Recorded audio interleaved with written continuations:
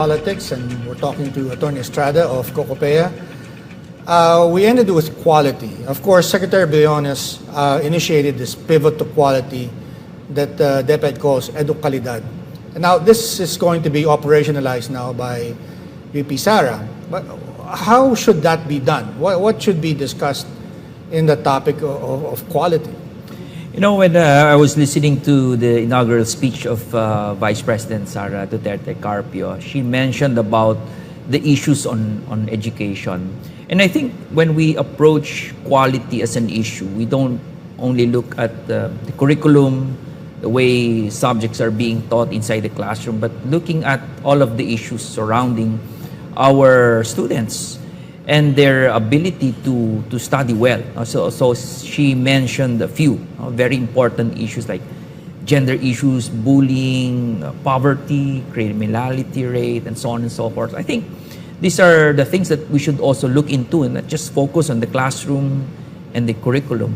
And I think it's really key in delivering quality education because, again, as they say, you cannot teach an empty stomach, right? Right. So that's a very good sign from our Secretary, Vice President. Well, of course, the Vice President also mentioned ROTC. I don't think we can afford that. Is there room to maybe refine the national training program component of the curriculum? Certainly, we're talking about education, and there's a component on ROTC, and COCOPEA will take part in any discussion in bringing back the mandatory ROTC, whether it's in senior high or in higher education. There were several proposals on this in the past congresses, and I think it's about time that we really talk about this instead of just ignoring it altogether. Right. Does COCOPEA intend to submit maybe a list of recommendations, or have you had any opportunities to maybe brief the Vice President on the reforms that the private sector component of the education system would like to see? On Monday, Okay. we'll have a meet and greet. I think you'll also be there. Yeah. It will be a meet and greet with the Secretary of Education, Vice President Sara. And I think after that, there will be a series of policy briefings with her, and the incoming officials from the Department of Education through the Private Education Office. So we're ready. We're preparing a deck for her. Right. So that we can help. We want her to succeed, of course, and Right. We want to help out. Well, of course, we want our graduates to do better. The President, in his inaugural speech yesterday, also included this in his speech. The facility to learn to speak English, I think, was an important factor. And in the past, he's talked about math and science, and of course, salaries of teachers. So it seems to be that this is going to be a concern not just of the Department of Education, but the concern of the Marcos government. In fact, I heard that the First Lady is also interested in helping teachers get higher salaries. Are you reaching out also to the palace or have you had the opportunity maybe to submit some of COCOPEA's position papers and recommendations? First of all, we're very happy hearing it from the President himself mentioning. But education. is that a legitimate concern? I mean, that he brought up. I mean, yeah, I think he's well aware of what's happening in the past 2 years. He mentioned about the proficiency problems on English, science, and math. I think that's why he mentioned that we need to upgrade on those issues and that the teachers.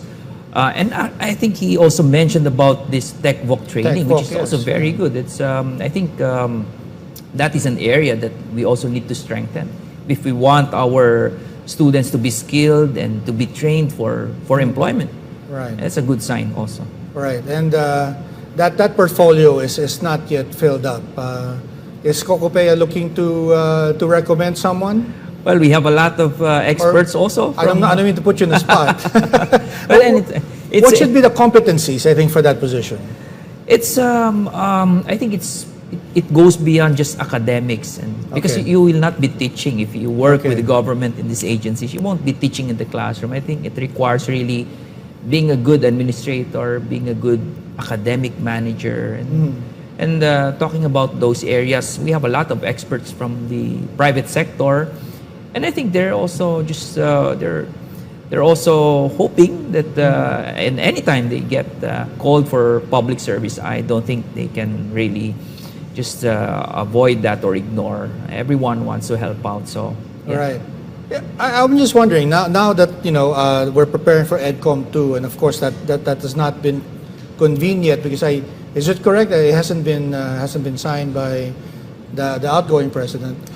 But is there a parallel initiative from the private sector to review K-12, or maybe among the private schools discussion on how to improve quality? Yeah, there are many discussions going around, but in the Edcom 2, that's an opportunity for us to participate. We'll be called out and participate in many of those of the committee meetings and hearings. The way the Edcom 2 is designed is actually to encourage more participation from the private education groups, from teachers, administrators, and even school owners. So we'll be ready once we're called to help out. Yeah. I'm just wondering if you guys have looked at outside of the K-12 system in regards to improving quality, because I've heard from some experts that preschool is important. Even you're a parent yourself. The way you talk to your children has a lasting impact on how they perform in school, and this of course carries over to the higher levels of basic ed. Is that something that COCOPEA is also looking at or has done research on?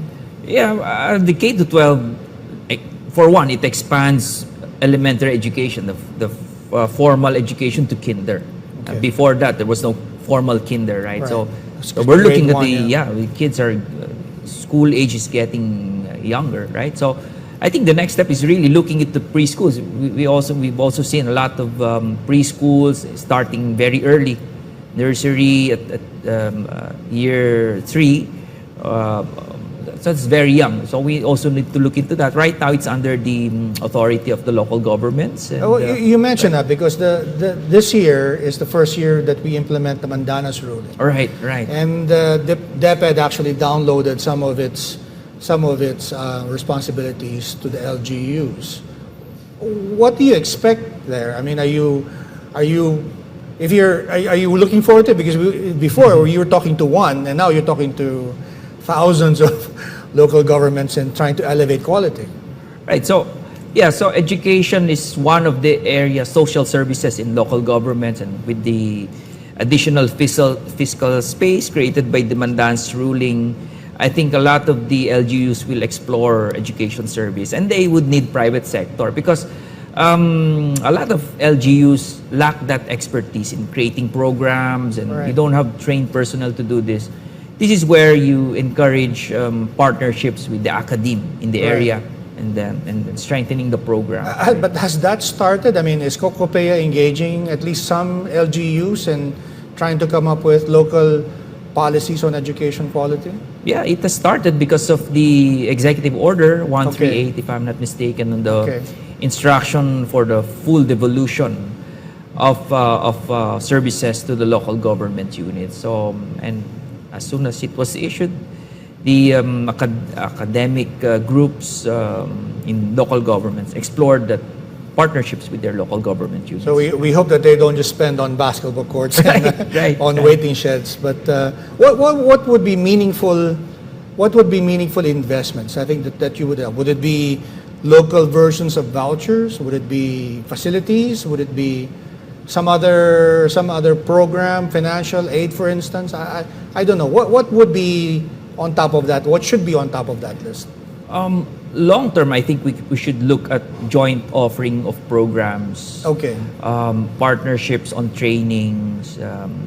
But I think the more urgent ones are more on the support on the stakeholders. Okay. Like expansion of the special education fund in local governments right now. So the additional budget can help them also assist a lot of affected teachers again in the area, affected students, and now they're not only restricted with those in the public schools, right? Yeah. It's because of the additional money. I'm wondering if there's another aspect of complementarity that should be discussed there, because I've heard this from some of our friends in COCOPEA, that sometimes some SUCs would offer programs that are not in their mandate and end up competing with the programs offered by the private sector. Is that a legitimate concern, or should we just allow SUCs to do whatever they wish? Yeah, so well, you brought up very good point. You know, if we have a competitive neutrality principle, right? Non-competitions. The government should avoid supporting one sector or putting up its own and kill competition. So you apply that in education, it's the same thing. No? By government putting more state universities and colleges, it also now kills that competition among higher education institutions. So we need complementarity. If SUCs offer certain programs in certain areas, then it should also complement what's already right, existing. and maybe they can focus on programs that the government needs, the country needs, and not because it's a lot of students are more inclined to enroll, right, and leave these courses to the private colleges and universities because they need to sustain their institution, right? Atty. Estrada, again, thank you. I thought we had difficulty filling an hour's worth of program, but it seems like you and COCOPEA have your plates full this coming administration. Thank you very much, Klink, for having me as your first guest and allowing me, of course, to discuss a lot of the deeper issues that are not really discussed in public and a lot of our parents are not very well aware of. So thank you for this opportunity. I have a feeling that we'll be talking more in the future. Thank you.